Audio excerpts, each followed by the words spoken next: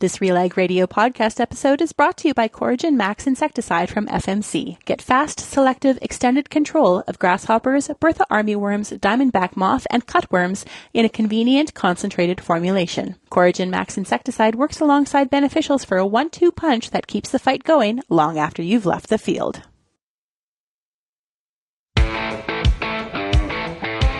It's time for RealAg Radio on Rural Radio Channel 147 on Sirius XM.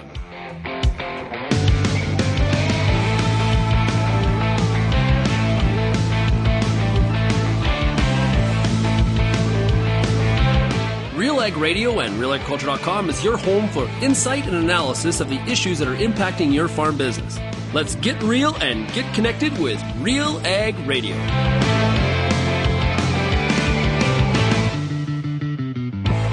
Welcome to RealAg Radio here on Rural Radio 147, Sirius XM. Shaun Haney, your host here on this Tuesday edition of the show. Hey, thanks so much, everybody, for making RealAg Radio and, of course, Rural Radio 147 a big part of your workday. And broadcasting today from Toronto. That's right. I'm in Toronto, Ontario, here this week for a bunch of meetings with the RealAgriculture team. Looking forward to it. It's been, we've been into it. It's been a great couple days here. We're going to finish up tomorrow and then off to Ottawa for the federal leaders debate, the ag leaders debate. It's going to be great with the Canadian Federation of Agriculture. Looking forward to that. I'm going to be one of the co-moderators and try to find some answers on how all these parties feel about the platforms, the agricultural platforms of the different parties. We were at the Blue Jays game last night. Blue Jays need some offense. Austin Riley hit 2 bombs for the Braves. Wow. And you know what? I've said this before. Whoever was in charge of the renovation at Rogers Center, they need some sort of award. What they did with those 2 years of renos, with what they were working with, absolutely amazing. So always enjoy going to Blue Jay games.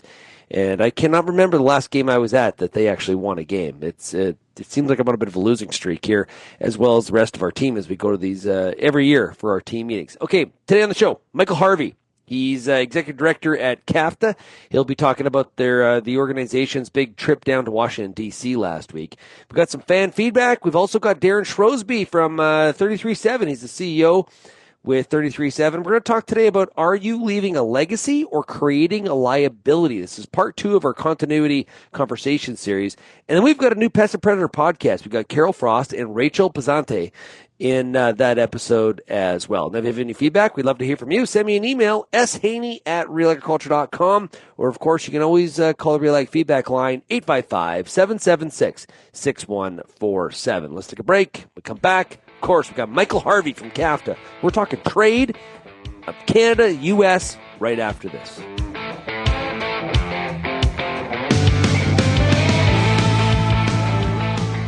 And welcome back to RealAg Radio, Koch Agronomic Services, and we've got Bryce Geisel, who's the senior agronomist out of Saskatchewan. Now, when it comes to these low-rate protection products, how do growers actually know what to believe? When we go back to the inhibitors, the question they need to ask is, what inhibitor is in the product, how much active ingredient amount is getting used, and where is the research to support those rates? Now, Koch Agronomic Services products have been and are currently being used extensively and tested across the country. Researchers use them as a standard because they work consistently and can be compared against. And we even use these same standards internally when we're kind of bringing new technology to the market. So if we think of Anvil or Cinchero. So we're always kind of going back to what we know historically has worked, and the research is supporting that it does work. If you want to find out more, you can go to defendyourn.ca, and that's where you can really find all the information between some of these different products and some of the rates, and you can look at some comparisons. All that information is found there at defendyourn.ca.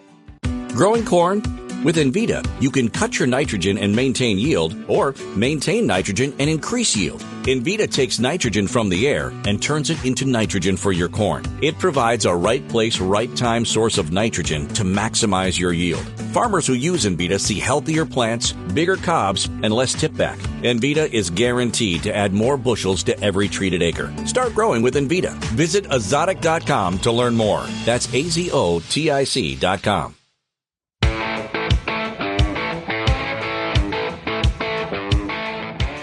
And welcome back to RealAg Radio. Okay, let's get started. We're going to talk about trade here. But first, I want to talk to you about livestock tags. Get them fast and hassle-free through CCIA's online web store. Shop approved tags for beef cattle and pre-approved tags for goats and cervids. A variety of options all in one place. You can order online 24/7. Visit tags.canadaid.ca, your trusted source for traceability. Traceability plays a big role when it comes to the trade arena for a lot of Canadian goods going around the world. And joining us to talk about a recent trip to Washington, D.C., it is Michael Harvey. He's Executive Director with the Canadian Agri-Food Trade Alliance, better known as CAFTA. Michael, great to have you back on the show. Thanks for having me again, Shaun. Okay, you're okay. Who is all on the trip to Washington, D.C.? Basically, all of our membership. I mean, we had the Cattle Association, the Pork Council, the Canola Growers, the Canola Council, Crop Life, Grain Growers of Canada, Food Health and Consumer Products of Canada, Sugar Institute, Pulse Canada. We had basically all of our members came down with us. And purpose of the trip? Talk about the importance of trade, I'm assuming? Talk about the importance of trade and also hear things ourselves on the ground. I'd say a couple of the members of the group go to DC frequently. I don't so often myself. Others don't. We see a lot and hear a lot in the media, but to go down and hear people talking in closed rooms is a better way to get a feel for the situation on the ground. Okay, so what's the feel for the situation on the ground? What did you discover doing your ground truthing? So I spoke to different people. I'm not going to name anybody by name as a better way to tell you how the meetings went. I'd say most of our meetings were on Capitol Hill, so they were with congressmen or women or staffers. A mix of Republicans and Democrats. Democrats maybe a little bit less useful and that they're very critical of what the president's doing, and that's obvious. And zero influence. So you get less sort of insight there, though one should still do it. Republicans more interesting. I'd say in general, Republicans, both congressmen and staffers, indicated to us that they were strongly supportive of the president. But on the specific question of tariffs, they kept using the phrase that they were giving the president some runway, which I took as a not very committal type of support of the president. I think one of the big questions is, okay, so that I think it's a reasonable metaphor. How long's the runway? Is this a runway for a 172 Cessna, or is this a runway for, a Dreamliner? So these people are politicians and people who answered politicians. So I think the runway for them is largely political in nature, and that runway can change a lot based on what they're hearing from their constituents.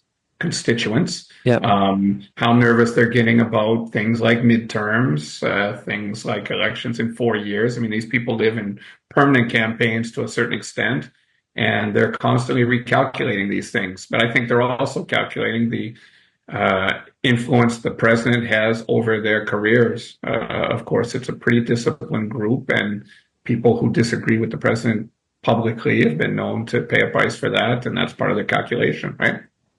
Did you get a sense, Michael, how Canada is viewed versus the rest of the global population? I sort of thought on April 2nd, when we saw, the president roll out his poster boards, the reciprocal tariffs that he has since given a 90-day reprieve on, that Canada and Mexico were sort of pushed to the side. It was, we're going to deal with these other countries maybe first or in a different way. What's your read on those events? So the first read, and this can be a little bit humbling, although I knew this was going to happen, you go into meetings in DC and it quickly becomes clear to you that these are not people who are spending a lot of time thinking about Canada and thinking about Canadian agri-food trade, right? You're in an extremely competitive environment for any slice of these people's attention span. A lot of the people we were speaking to, if you look at the staffers, were like the trade policy advisors to Congress people. So people think about trade all the time, and they're not thinking about Canada all day long either, right? In Canada, we are looking every day at what the president's doing to us, and what he's doing to the rest of the world is sort of part of the fact matrix.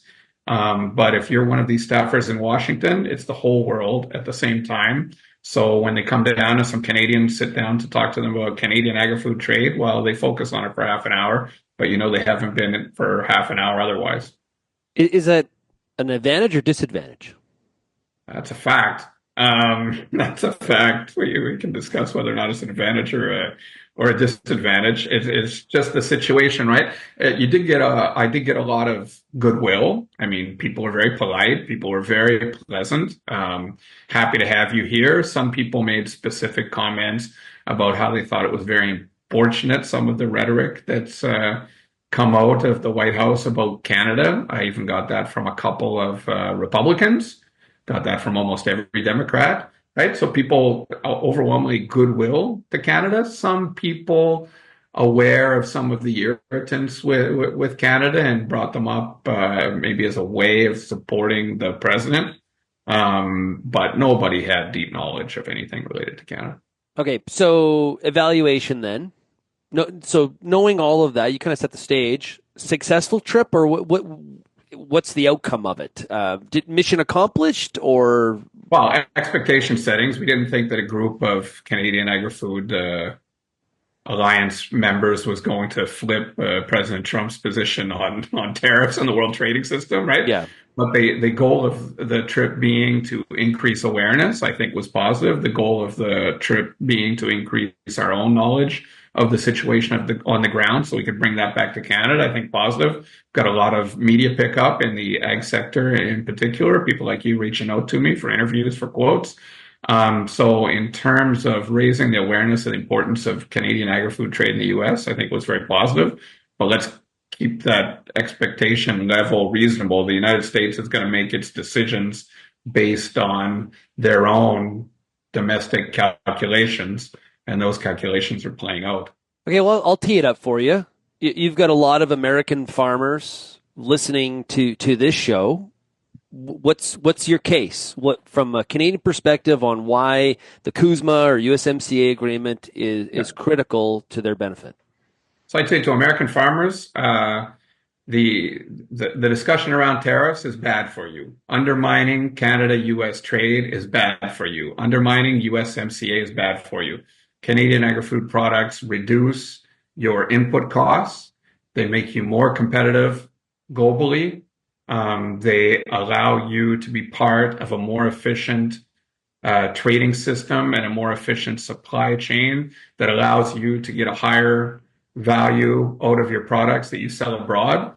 So when anything is being done by the U.S. administration, the U.S. government to weaken all that, that's bad for you as U.S. Farmers. But bad from the perspective of financially, or what, like bad in what context? Financially, it costs you money if you're a U.S. farmer because you're going to pay more for inputs. It costs you opportunities to trade abroad because you're pushing other countries to put up trade barriers against you as a reaction to the tariffs that you're putting on them. It makes you less efficient by not being part of a broader supply chain that gets you better inputs at a better cost. So it's bad for you financially. It makes you weaker. It makes you poorer. Are there, from your perspective, are there items or components of CUSMA USMCA to, lack of a better term, clean up or fix and improve in a renegotiation? Say there's always room for improvement, but overwhelmingly the room for improvement comes in working together better, not in working less together. So if you look at the Regulatory Cooperation Council, which is about the three countries aligning the regulatory systems to reduce costs for businesses, that council could meet more often with a more solid agenda to get more things done. We want to really converge around regulation. That would be a positive. So there's always room for improvement, but overwhelmingly, I'd say do no harm. Right now, we've got an agreement that's very good, that represents a lot of years of confidence between the three countries. And eating away in that confidence is not in anybody's interest.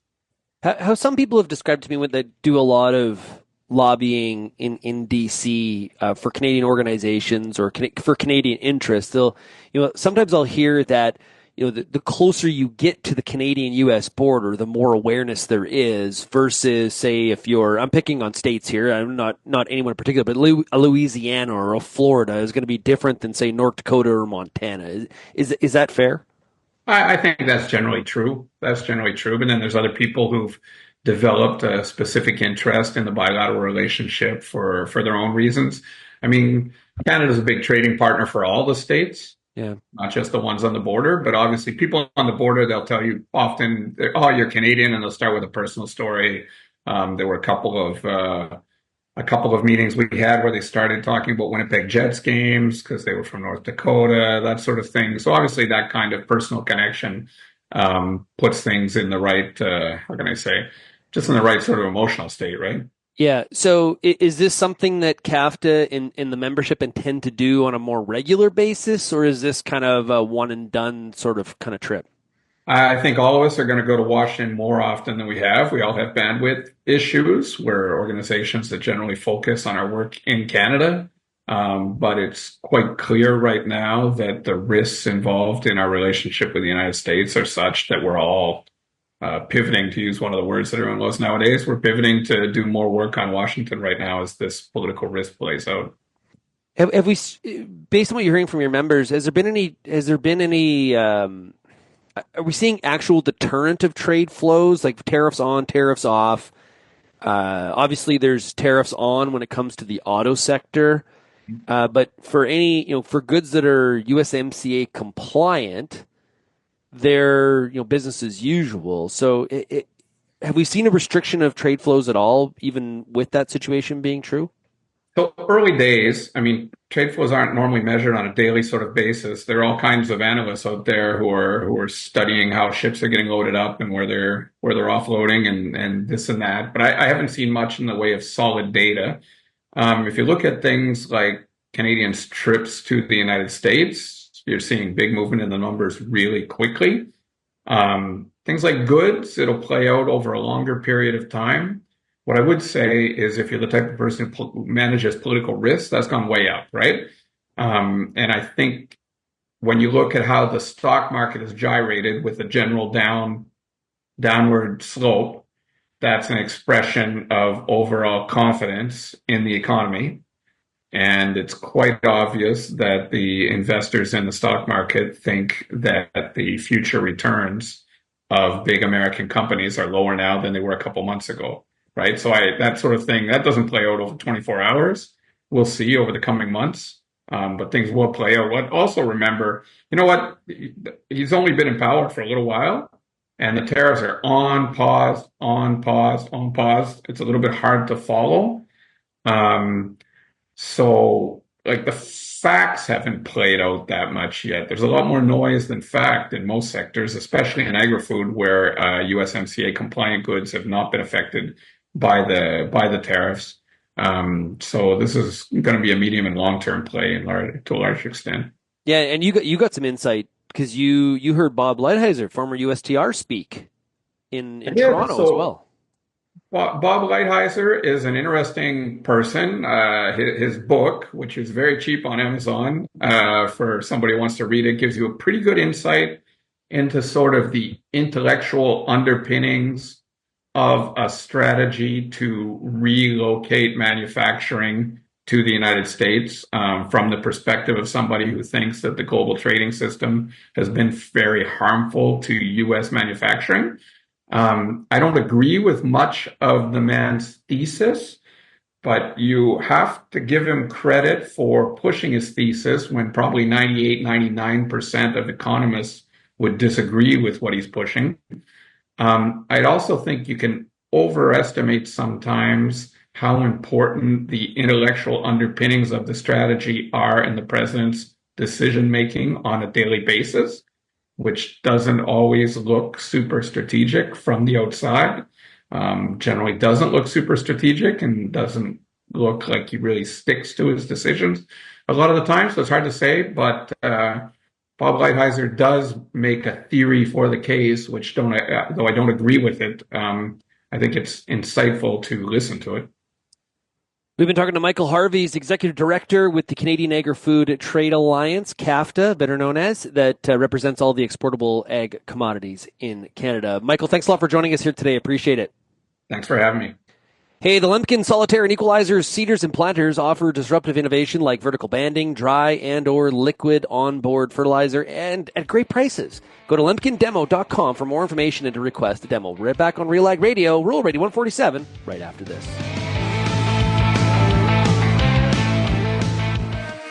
Get all the information you need to keep your pulse crop healthy and profitable with the Pulse School on RealAgriculture.com. The Pulse School is a free YouTube video series covering agronomy, research, and more across a host of different pulse crops. It's also available as an audio podcast wherever you download or stream your favorite podcast. Check us out on YouTube or visit RealAgriculture.com. The Pulse School, brought to you by BSF Canada.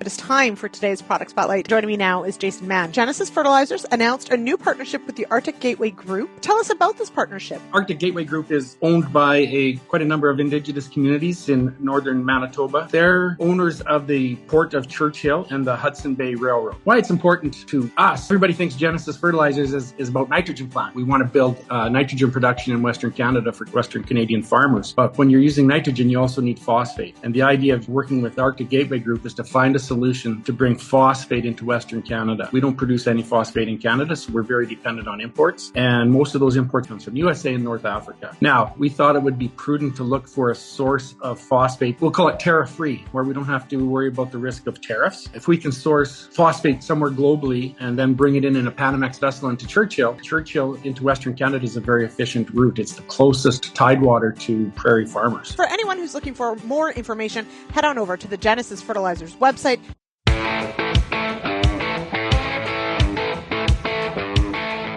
And welcome back to RealAg Radio here on Rural Radio 147. Hey, in response to client requests, CCAA now offers a privacy consent option. Let's share your contact info to help recover lost, stray, or found livestock, all while keeping other details private. You can learn more by going to support.canadaid.ca.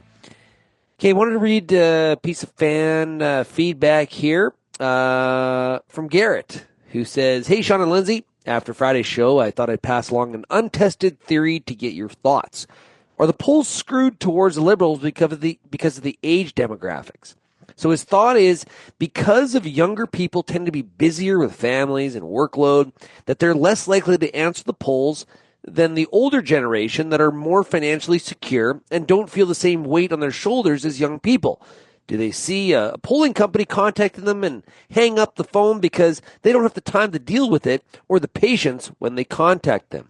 Just something I've been thinking about since Carney was elected leader. Love your guys' content as always. Well, hey, Garrett, I appreciate you listening to the show. Indeed. So what I did, Garrett, interesting. So in the aggregate, there's always a question about who's answering these polls. But in terms of how younger people are voting, now one of the big questions here is, do young people come out to vote, right? So that is always a factor in a question in any federal election. Abacus Data is out with new polls on Monday. And what they show, actually, if you look at the younger demographics, Liberals are holding quite well. And these are younger people that answer the poll. So 18 to 29-year-olds, 42% saying voting Conservative, 35% are Liberal, and 14% the NDP. People between the ages of 30 and 44, 38% Conservative, 40% Liberal, 9% NDP.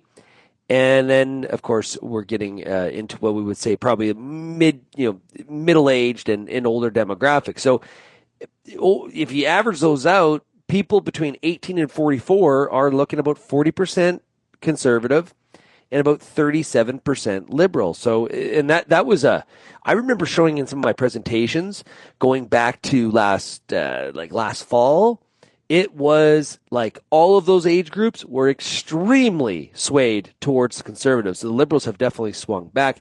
And like David's been talking about, it is the older generations that have kind of led in this big kind of this move. On his website, For Abacus data, it says, when looking at demographic patterns, Liberals hold or match Conservatives across all major age categories, including a notable double-digit advantage among those 60 years and older, a cohort that traditionally tilts more Conservative. A bit of a flip-flop there, indeed. Continue your feedback, everybody. S. Haney at RealAgriculture.com. Do appreciate when people are asking questions, providing their perspective as well.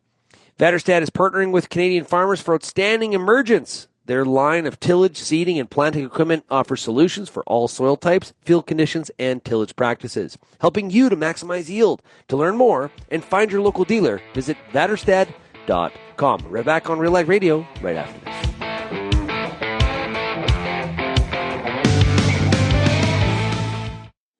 Every farmer defines success differently, and every farm has its own unique challenges. Corteva Biologicals is partnering with Canadian farmers for their success, offering unique solutions that improve and protect crops from start to finish, based on each field's needs.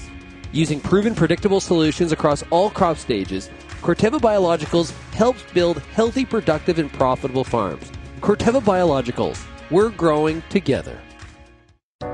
Right now, people in agriculture and food are facing challenges that can feel overwhelming. If you need to talk, access the National Farm Crisis Line at 1-866-FARMS-01. That's 1-866-327-6701. It's 24/7 confidential help when you need it. Farm Credit Canada also has tools to support your long-term mental health. Learn more and access the crisis line at fcc.ca/wellness.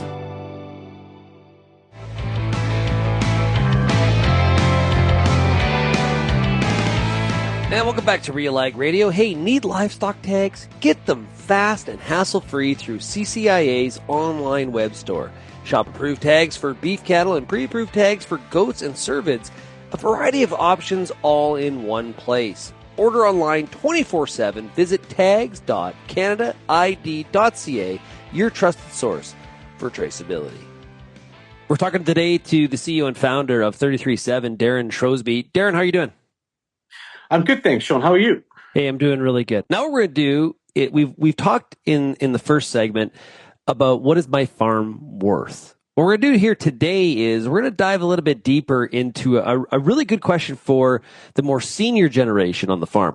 Mom and dad, or maybe it's just mom, or maybe just dad, however the farm is structured. Asking yourself this question. Now we've decided what is the farm worth. Am I leaving a legacy?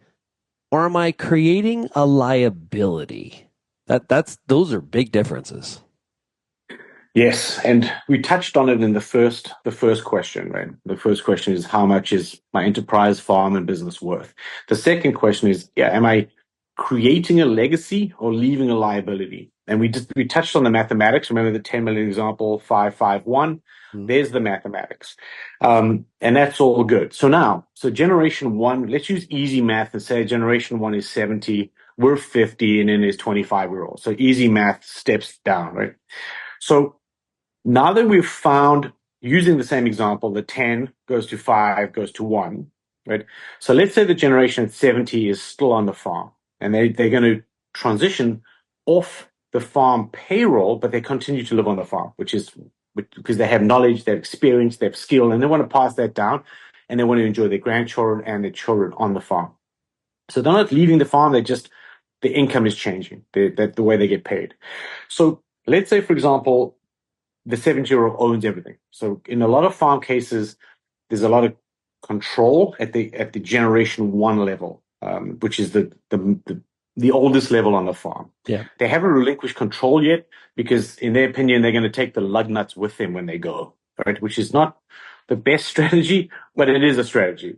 So what we want to do is, once we've isolated and granulated that $1 million of liability, we want to make sure that the liability doesn't grow over time. So let's say the 70-year-old is still on the farm and he's not going to relinquish control.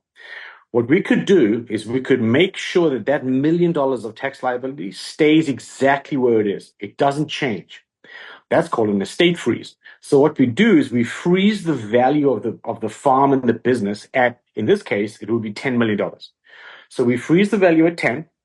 which means the 70-year-old is worth $10 million. He's frozen the liability and the legacy at the same number. So 551, remember that? Right? That's interesting because now the 50-year-old, all the future growth goes to the 50-year-old, right? Because the future farm growth and the future farm liability grows with the second generation, which is that 50-year-old person. That's really handy because we've got clarity and control all the way through the generations to make sure that that value is crystallized, right? So the 50-year-old then has more skin in the game. He feels part of it because he's now, the values accruing to him and his work. And we can then push that tax bill out by using the third point, which we can get to in a second, is basically who's in the tent with you. But what we've done is we've structured 3 generations on the farm with clarity and control. We've frozen the value. We've then transferred all future value to the next generation, right? And we've deferred the tax because the 3 Ds in continuity planning is, on a tax perspective, divide, defer, don't pay. Divide, defer, don't pay. So what we're doing is we're dividing the tax bill, then we're deferring it, and then ultimately there's a strategy which is coming down the pipe where we don't have to pay it. We don't pay it. Our kids don't pay it. We get a third party to pay it, right? Yeah, and I think a big part of this question is the older generation, from a theoretical standpoint, asking themselves, what do I want this farm, what do I really want? Do I want this farm to kind of die with me and I sort of pretend it wants to go on? Or am I actually looking at leaving a legacy where that next generation and the generations after it can really flourish? And I've kind of laid that groundwork. And I think a lot of people are like, oh yeah, of course, I'm concerned about our farm's legacy. It's a 100-year farm or it's a 200-year farm. But a lot of people, what they say and what they do on this file, they are not in parallel. There's a huge disconnect. It's 88% disconnect, right? Because as I said at the beginning of our chat, why are we doing this? We're doing this for the family. And yet family continuity and farm continuity is always kicked down the road. People procrastinate. And I think that if we can remove the obstacles to why they procrastinate, which in my opinion is the billable hour and invoice fatigue, if we can remove those obstacles, it makes it much easier for people to engage and stay with the process to get it done, to get it finished. But yes, it's astounding at how I can speak about this. And once again, about 90% of people. So, yep, I definitely want it. And then they go plant canola, which is great. Yeah. Because that's what they do, right? Farmers know that because they know how to do it. They're comfortable in either raising beef or chickens or planting canola. This is foreign. So they're like, oh, don't worry about it. Next year's harvest will solve the problem. It's not gonna. It's really not gonna. Yeah. And I think by starting with what is my farm worth, it puts some dollars on the table, because I think one of the, tactics, or maybe, and it could be just because of ignorance, there tends to be there's a lot of financial conservatism on farms. And so there's like this sort of, and this happens with other entrepreneurs and other industries too, but I don't know if we'll have enough money, from that 75 to the 90. Right. And so there's I don't know. We got to hold on to this, and we got to have control of it, because I either am worried I'm not going to have enough to finish my life, or I'm worried the younger generation is going to screw it up, and that's going to impact my ability to finish. Right. And by starting with the what is it worth, it actually puts some clarity to that. And it sort of, I think, in many cases, probably removes some of that argument. Would you agree with that? 100%. Yes, absolutely. Giving you the clarity of where's the starting point? What are we working with? We got to get to the starting point. So I think that is a very, very good point that you make, where it's once you've demystified the number, it becomes tangible. It's a tangible number. It's to the penny how much your inputs cost, right? You know exactly how much it is, how much you need to buy, et cetera, et cetera. So from an enterprise perspective, why don't we know that number? Why don't we know the number that is taxable and not taxable, right? Why is that not clear? Well, I believe that people have done a disservice to the farming community by not showing people this is the clarity. And once you have clarity, then you can control, to your point, the finish. What does my finish look like? Because I have clarity, I can now control my finish, which means I can have confidence of staying on farm because I have enough resources based on these two numbers which come together. You posed question 2 or point 2 about, do you want to leave a legacy or a liability? Well, you could do both, which is you could leave a legacy of liability, right? And that's like really terrible. Because from the younger generation standpoint, mom and dad thought they were like doing us this great deal, where really what they left us with is a farm that can't cash flow itself, and maybe a whole bunch of debt, and there's this big tax bill. We didn't talk about that. We really didn't sit down and figure this all out, and now as the younger generation, I'm kind of stuck with it, and I'm saddled with it. I'm now worried about what legacy I can leave my next generation, because the older generation kind of screwed it up for me. Yeah, inadvertently, and it's not necessarily they screwed it up. It's actually shown it's a macro. The macro is when acreage was $300 an acre, there wasn't much of a continuity issue. When acreage is $10,000 an acre or $5,000, wherever you are, there's a serious continuity issue, because now your tax bill is so big it can ruin the farm, and it often does, right? Because back in the day, you could, if you had 1,000 acres at $300, now you have 1,000 acres at where I farm. Some of the stuff's going at $38,000 an acre, right? You can't go to the bank and say, oh, by the way, can I have $6 million to pay my tax bill? The bank's going to say no. So what do? You have to sell acreage. That's bad, right? That rips your farm in half. But in 1980, when things were $300 an acre, you could go to the bank and ask them for $600,000. They were like, yeah, sure. Right? So the numbers are different, right? There's this big difference in the numbers. So now it's becoming the tax bill. And as you know, farmers are asset rich and cash poor, always. There's just 99% of the folks I speak to have the same thing. Worth a lot of money, but have very little liquidity. What happens with the tax bill is it pushes the liquidity of the farm over the tipping point, because the farm cannot handle more debt, which is pure debt. Debt when you buy it and you put a Meridian bin on, or you put another bond, that's not debt. That's you building the farm. But when you pay a tax bill, that's gone forever. That's just money that just evaporates. And you have to then pay the interest and the principal back.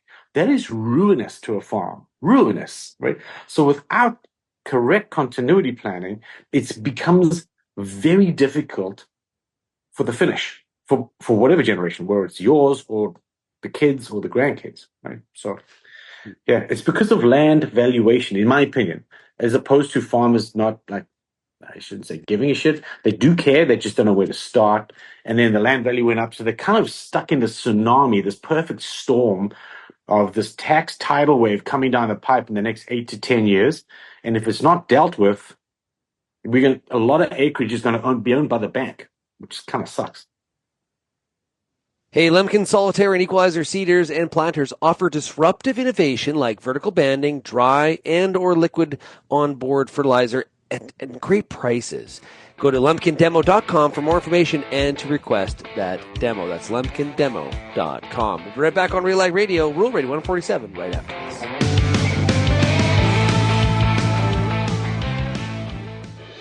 If you grow soy or edible beans in Ontario, you know that Sclerotinia white mold is no joke. Yield loss can be devastating, and timing fungicides can be complicated, but did you know there's a new seed treatment that can help mitigate yield loss? Start the year off with your best foot forward against disease. Ask your seed supplier or local Agrimart group to pre-treat your beans with Heads Up. Part of a complete white mold management plan, ask your seed dealer about Heads Up today or visit headsupst.com. The Canola School on RealAgriculture.com is your one-stop shop for everything a canola grower needs. Check out our free video series on YouTube for all the latest in canola agronomy, research, marketing, and more. Don't have time to watch? Download the podcast version of the Canola School on RealAgriculture.com or anywhere you download your podcasts. Stay on top of all things canola with the Canola School on RealAgriculture.com, brought to you by BASF and Invigor Hybrid Canola.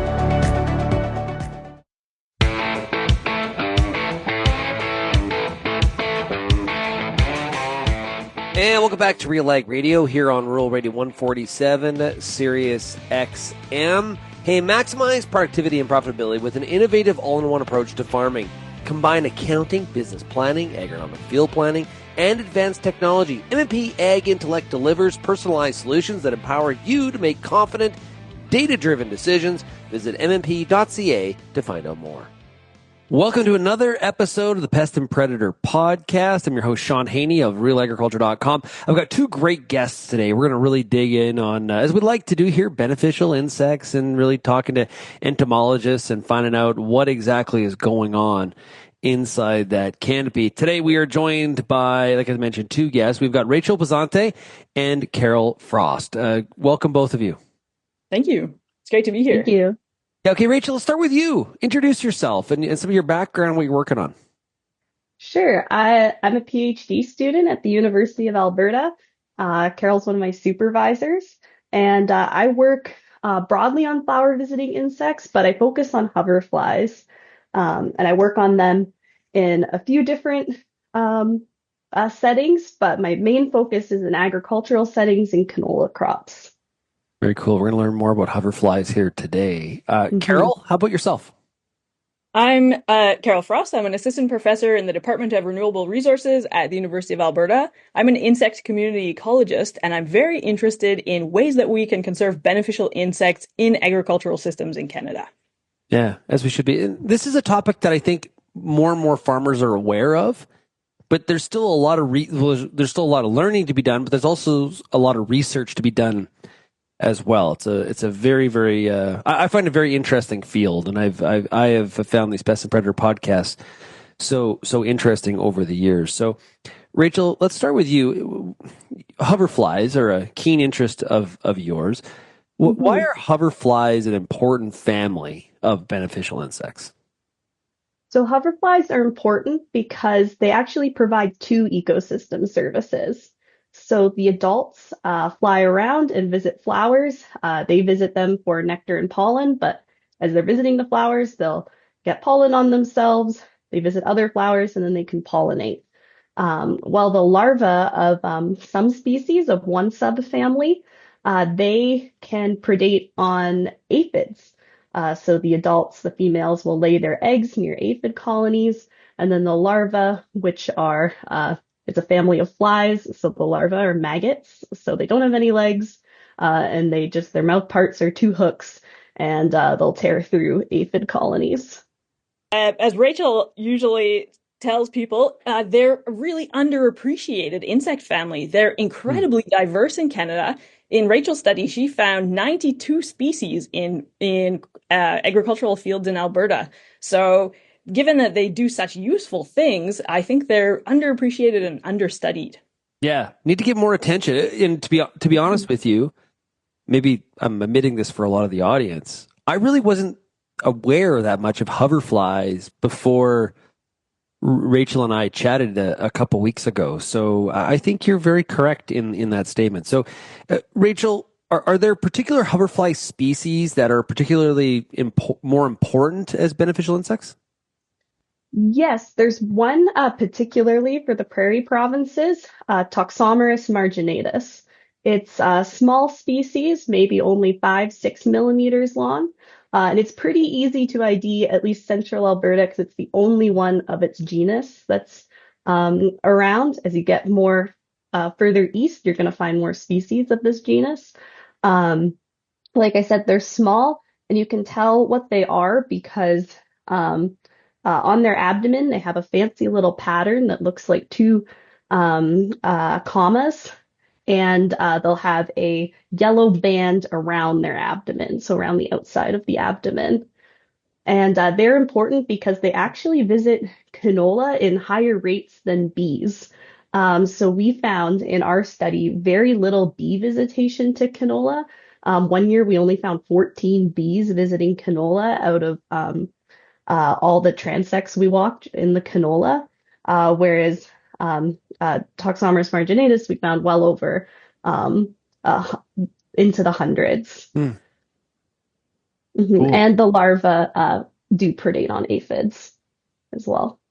And are they easy to identify? Yes, yeah, they're very easy to identify. With that special pattern on their abdomen, they really stand out compared to other hoverflies that more just have banded patterns on their abdomen. Okay. And are there like are the field borders important for the hoverflies then? Yes. So the hoverflies will visit flowers in the field borders, and they use field borders um, for resources that they can't find in the crops. To add to that, Yeah. a major finding that Rachel made in some of her research was the huge importance of treed field borders to hoverflies. And so Rachel did a study where she placed bidirectional flight intercept traps in field borders, both treed field borders and herbaceous, so just grassy field borders. So she was able to catch the number of hoverflies flying out of trees into canola, the number of hoverflies flying out of canola into trees, and the same in grassy field borders. So the number flying out of grassy borders into crops and out of crops into grassy borders. And she found a dramatic result that treed field borders net export more than 82,000 individual hoverflies per kilometer per week more than grassy field borders net export. So basically, it was this really surprising result that all these hoverflies are coming from treed field borders into crops and not going back into treed field borders. And the same is not happening in grassy field borders. Yeah. So what's the why of that? Do we know? What we think is going on is that the treed field borders are really important for the larva. So we think what's happening is there's a few females, gravid females, entering the treed field borders. They lay a bunch of eggs, and then it's the emerging offspring that exit. And that's how you get so few going into the borders, but then so many coming out of the borders. Interesting. So knowing that, a lot of times when we have these conversations, how do we naturally increase the populations of these beneficials? Is the key there the treed borders then? Yes, and we measured as well within the treed field borders, different components of the vegetation. So tree density, shrub density, amount of stumps, downed woody debris. And what we found is that none of these components could explain movement. So what we found is that any treed border can act as this net exporter of hoverflies. So the characteristics don't matter. Like it's not like having more dead wood or just have treed borders. Exactly. As long as you have a border that has trees in it, you're good to go. And not even like evergreens versus really? It's just any tree border. Yep. Sorry, Carol, go ahead. No, I was just going to say it's that easy. So whether it could be a matter of maintaining treed borders rather than cutting them down, or even it should be possible to plant them just fairly simply without worrying about planting more than one tree species. It'll develop into this treed border that net exports hoverflies. As far as we can tell, Rachel measured, I think, 12 different vegetation characteristics. She only mentioned some of them, but she also measured flower abundance and the shrub and herbaceous plant composition, and none of that seemed to relate to how many hoverflies were coming out. So it does seem to be a structural property. Maybe it's affecting the microclimate. Who knows? Really kind of get in the weeds here. Just curious. What is the population density have to be of trees in order for it to be considered a treed border? Like how many? and I mean that in all seriousness, where people are like, well, I got a couple trees out there, I'm good, but maybe that's not good enough. What does the density need to be? I think that's a great question.